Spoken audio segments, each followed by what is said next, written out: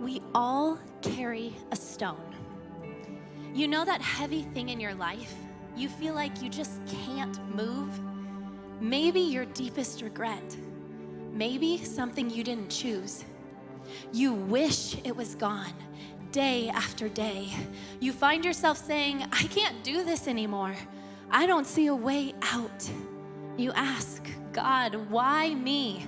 But have never quite understood how this stone in your life could ever be good. It just seems unfair how it's constantly there, reminding us that we're weak and painfully incapable, taunting us. This stone is immovable, undoable, unchangeable. And as time goes on, we're expected to accept it or ignore it or just adapt. But we feel like a prisoner to our stones, discouraged and trapped by the immovable. Listen, I'm not here to pretend I know the really big stone you carry, but I do know the tomb where Jesus was buried was sealed with a really big stone, weighing thousands of pounds, unable to be moved by one man alone. But miraculously, supernaturally, God alone planned the divine displacement of this unmovable stone to leave logical people perplexed in amazement. But why use the stone? Did God really need it to be moved, since it wasn't sealing him in the tomb anyway? Did the Son of Man really need to make himself a designated doorway? Of course not. Matthew 28 says, and behold, there was a great earthquake, for an angel of the Lord descended from heaven and rolled back the stone and sat on it.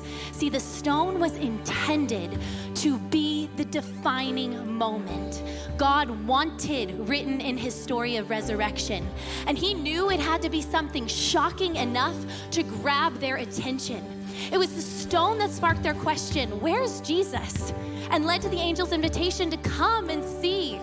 It was a stone that was the catalyst that was used to propel them to seek for Jesus most authentically. See, it's easy to believe God has a purpose when we think we have things figured out, when life is uncomplicated and painless and gives us no reason to doubt.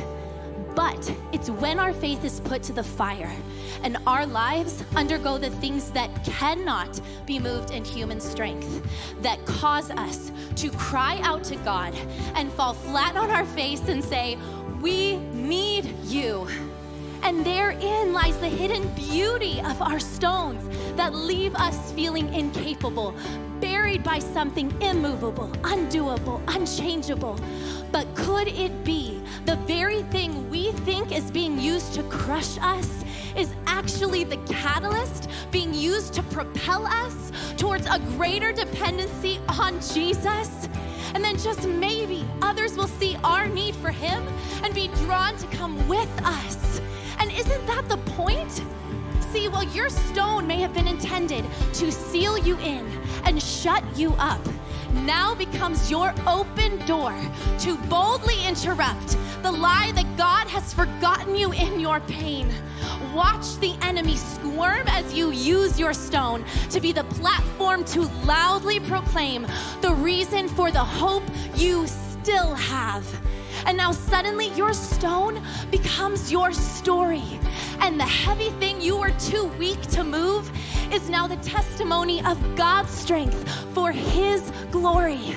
And just like the stone that sealed his grave, he doesn't need yours, but he wants to use it.